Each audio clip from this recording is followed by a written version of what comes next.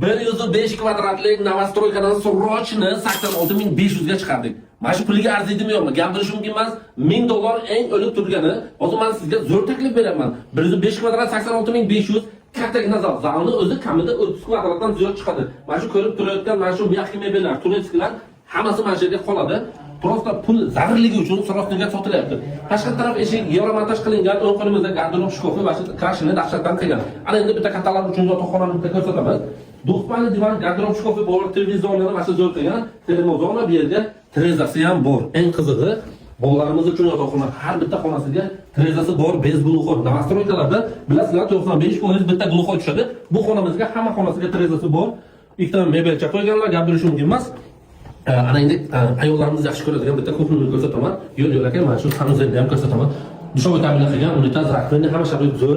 60 ga 120 lik Xitoy kafeli ishlatilgan, gapirish mumkin emas.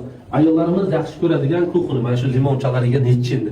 Mebel texnika hamma sharoit bor, gaz plita, vichka, duxkonturniy kotyol, eng qizig'i mana shu uголокni zo'ridan qo'yganlar. Panorama oynali.